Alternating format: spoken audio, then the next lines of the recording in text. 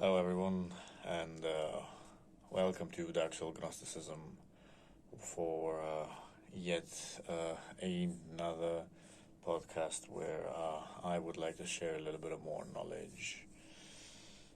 As usual, this time the topic that I wanted to talk about will differ from the usual type.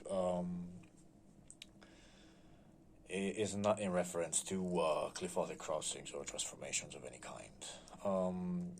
I would like to talk a little bit about what I have recently seen when I did something which I don't usually or generally do for personal reasons. I have recently connected with the source energy, also known as the great creator of all, the All Father, and generally known as God. Once again, for personal reasons. And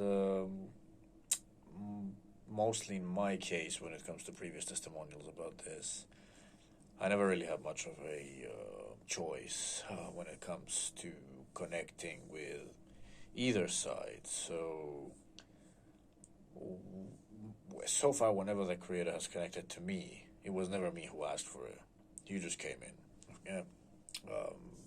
As we all know, he can do whatever he wants. He's the creator of the entire universe. Everything belongs to him. So he just pops in if he wants to.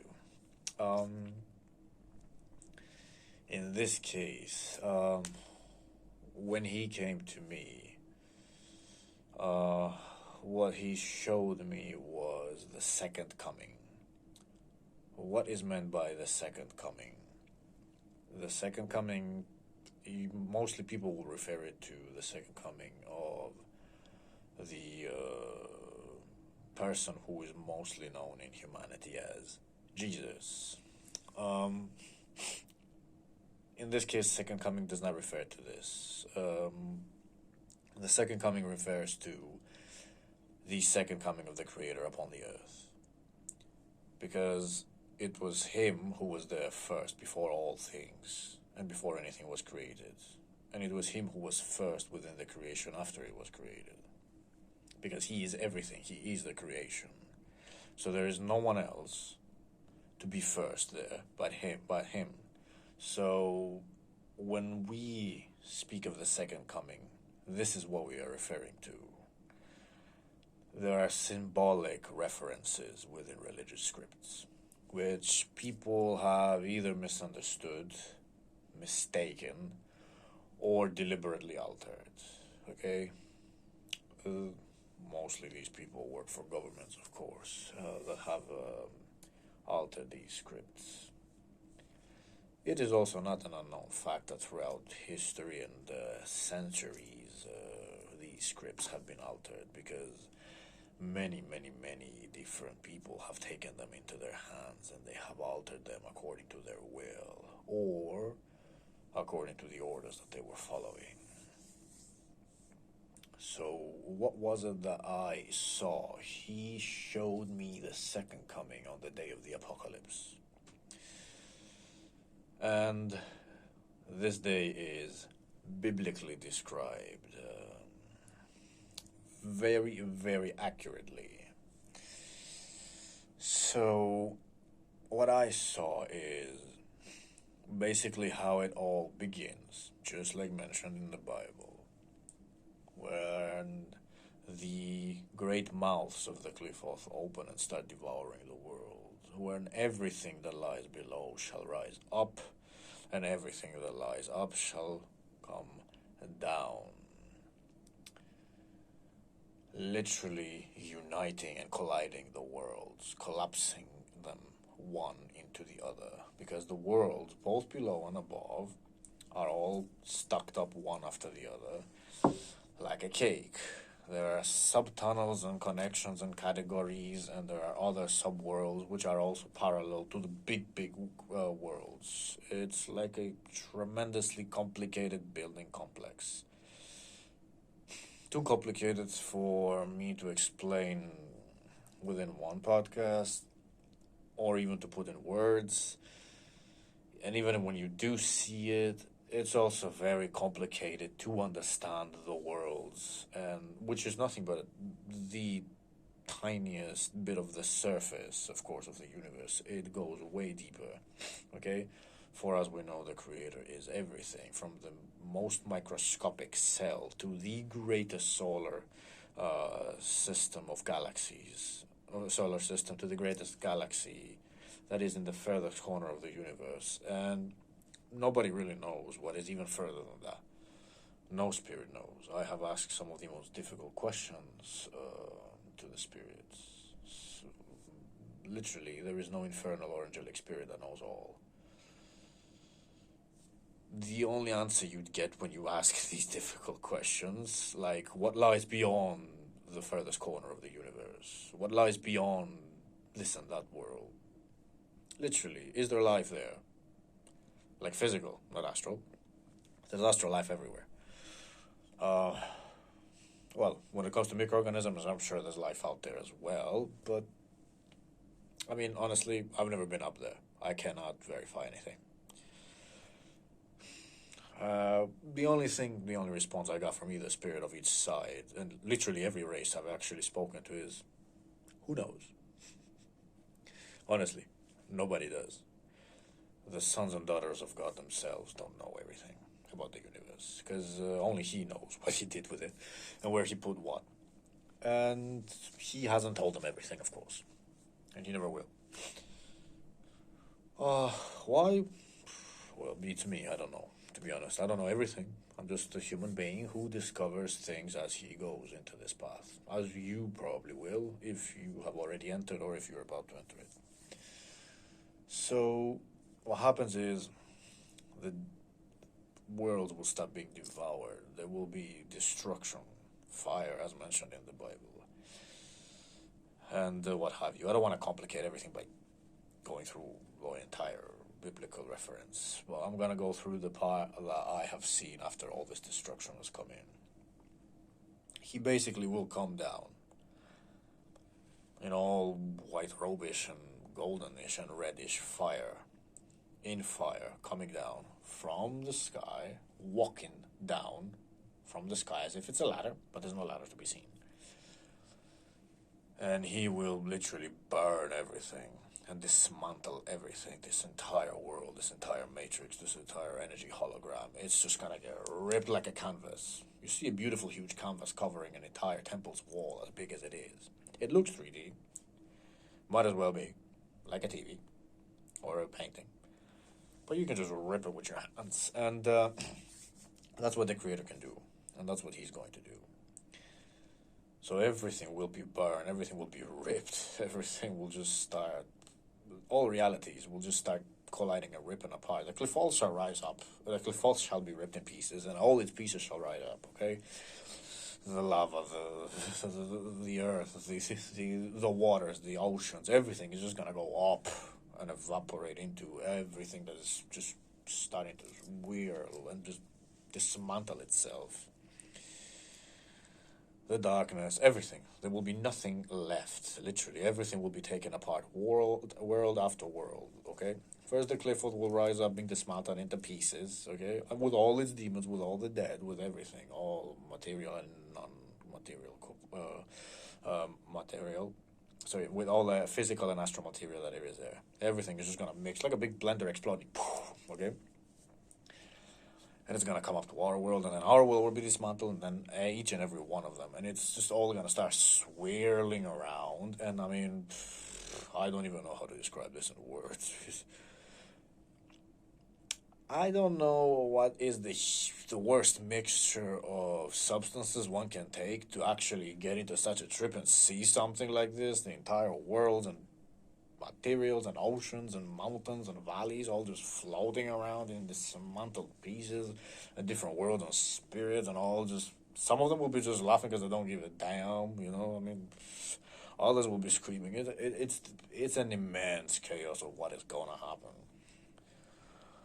And even the darkness will just dismantle and everything, and there will be nothing left but the creator's energy behind it. And I mean, you're going to see the most crazy things going when this happens. I mean, all the eerie, weird creatures out there in the universe, everything that isn't. Whatever you know and don't know, you're just gonna see it. It's the epiphany of all time. It is insane. It is complete insanity to look into something like this. That's why this path has been feared and avoided by humanity. And I cannot blame anyone who wrote the ancient scripts and tried to tell people not to touch it. Because it is pure insanity to look beyond these worlds. Nothing really exists but insanity beyond these worlds. What you see is crazy. And very, very heavy upon the human mind to try and see these things. And even heavier to comprehend them, of course. So, as everything keeps rising above, okay, everything is going to dismantle, even heaven itself. And the only thing that remains when everything just twirls up and goes all the way up is one big white, literally that white, world in one. When everything has been dismantled, swirled, and it goes up and up and up. Because up is where the Creator lies. Everything shall go up to his throne, basically, where he just sits, literally, the most high point of the universe, okay? Where the very few selected spirits themselves have ever been able to sit upon, okay? As we know, not many spirits can stand before the throne of God, or even reside there, okay? Permanently. To be honest, the only thing I personally have witnessed that resides there permanently, if it wants to, is the sun. Okay, I have met in an astral projection in the I'm gonna call them Elysium fields, because for me that relates more to Thalmil, to the heavenly gardens, Yeshua, as they called him back in the days, also known as Jesus for the modern world. Um, he's allowed to stay by the Father's throne, but what he usually does, and where I saw him, was at the first heaven. Okay? And there in the first heaven in the gardens are the souls of little children that are yet to be incarnated into human bodies, or um, lived very short as children and didn't get to live longer. Okay? And they basically left this world within their purity and innocence, and they returned back up there. Don't ask me why he does that. Okay, I don't know why some children are born and only live through the toddler stage or the newborn stage and then are taken back up. Okay, it has to do with soul alchemy. Okay, with transformations, they have to be they have to be born very shortly here to take some energies that they require. Then they die, and then they go back up there, and then they are completely purified. Some return, some stay. It's crazy. I don't know why he does all these things. I don't know why he does anything. None of the spirits do either. Okay? It don't make sense to me. It won't make sense to you. It don't make sense to the spirits either.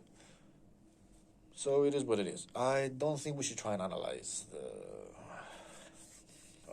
old father. We will never understand why he does what he does. I think we just have to accept the fact that he just knows better. Because in the end of the day, who am I to say that I know better? Okay? I am nothing but a grain of salt within a bucket of salt, not even an ocean of salt, what have you. So that's where Jesus usually stays, in the first heaven with these souls, and he rejoices in their presence as they are, vulnerable, innocent, helpless, just like any other human baby would be.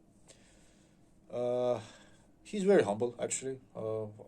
It was a very brief projection and meeting when I was there.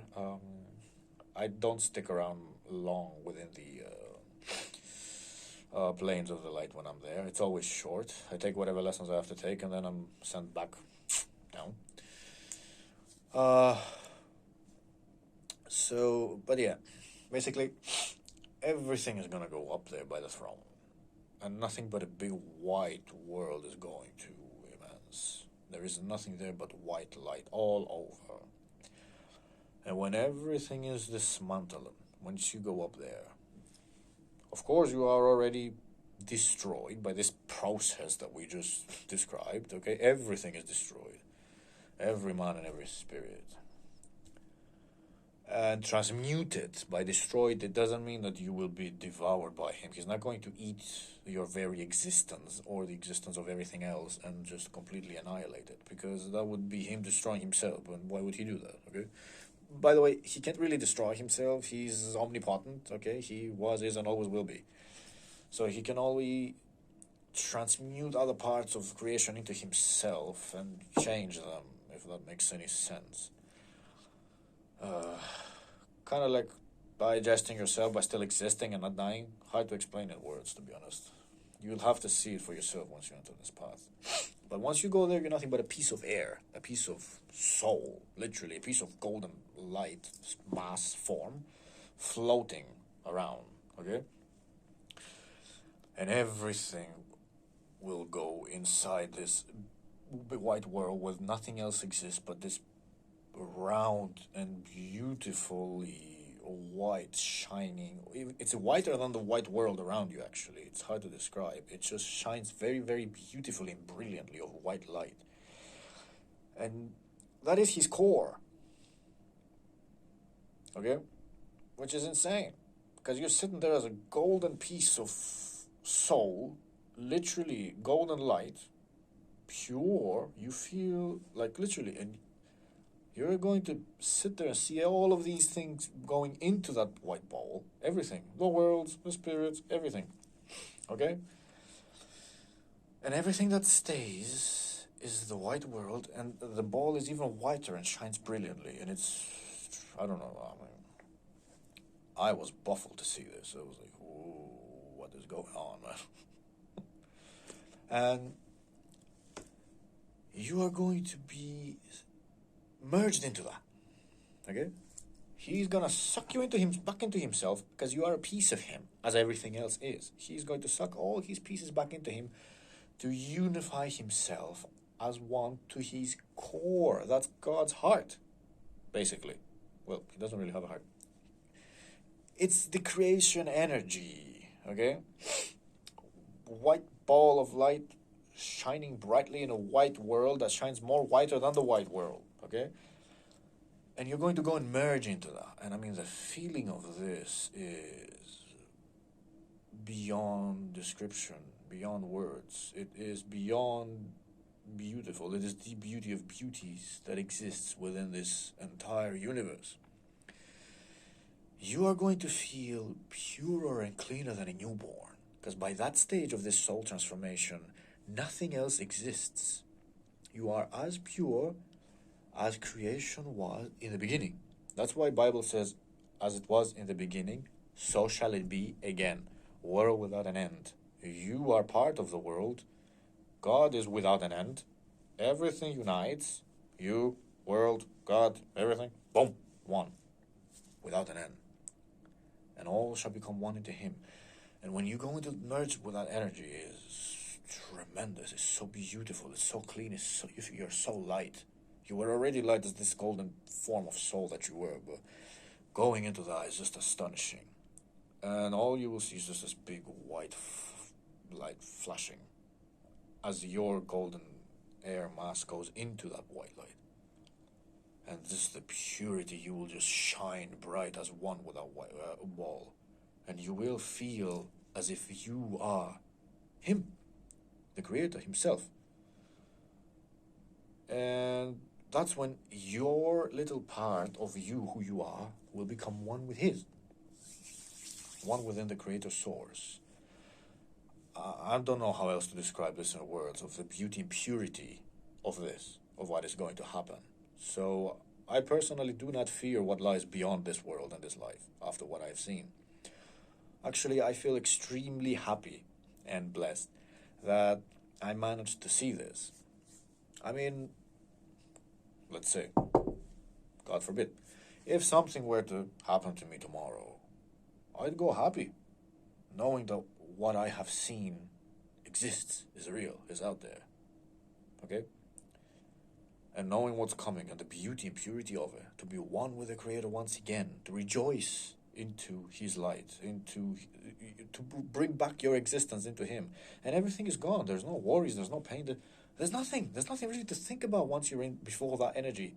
Okay, nothing. The only thing that exists after that is sheer existence. There is nothing more. You stop thinking, stop wanting, stop worrying. There is no pain. There is nothing. No trauma, absolutely nothing negative. Only sheer existence. Only sheer happiness exists beyond that point. And my biggest message after what I have experienced and seen will be that no matter what issues you may have with the old father upstairs, okay? And I cannot blame any of you for having issues with him or for being angry. As I said, he does many things which I will never understand or agree with, okay? Not just me, but the whole damn world and the spirits alike. Of both light and darkness, by the way. Saint Michael himself will sit there and say, I honestly don't know why he does many of the things he does, and I honestly do not agree fully with him. But you just venerate him, because that is the right thing to do. So, whatever your issues may be, or no matter how angry you may be with whatever has happened, okay? No matter how you've been treated by people, or no matter how life has treated you, try to venerate him. Honestly. Try to connect with him. He's in all of you, and in everything there is. And try to thank him and venerate him within all things that you do, as much as possible, even daily. Even if it is something very simple as thanking him that you have something to eat. Okay? Through military service, I've personally experienced severe hunger, and I know it's a horrible thing. And I know people out there live like this daily. There are people that are very happy to have shoes to wear, or a piece of bread to eat, or even half a piece, or even a tiny part of a piece, what have you. The world is a bad place. So I always thank him that I have something to eat every day, for example. Okay? I don't generally ask him to give me material things, because that's not what he's there for. He's not really a personal genie, and you shouldn't really try to talk to the Creator every time you need something. That's why that's where the joke comes from. People treat me like a god. They only talk to me when they want something. Don't do that. That's actually not going to come back to you nicely, because he does punish very badly, as you know. He's all giving and loving, but he's he's a severe punisher too, okay? He can annihilate your life just like this. It's not like it's a big deal for him. He's not going to get tired doing it. And you shouldn't venerate him out of fear, of course. Try to venerate him out of understanding. Understanding of the things I just spoke today. Regardless of what path you follow. In the end of the day, after what is to happen, after the apocalypse, this is what will happen. And no path will matter. No belief will matter. No origin will matter. Okay? All shall become one. As it was in the beginning, so shall it be again. A world without an end. And I hope you understood what that means today. And what it really relates to. Okay? I really hope this will make you think about things in your life, okay, deeper than you usually do, and not take it for granted.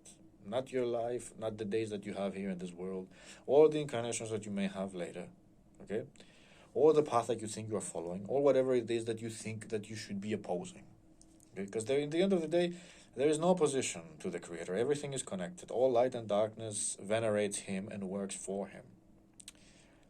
And regardless of your personal path, you should understand that, like it or not, you too venerate him, just in a different aspect. A darker aspect. Maybe. He's also the darkness. A lighter aspect. A grey aspect between both. In the end, none of these paths shall matter. Okay? And I really hope that this will reach out those who need to hear it the most. Mostly. Thank you all for being here. Have an amazing day. And may the blessings of the Creator be upon you. Rise and conquer. Reveles tenebras tua.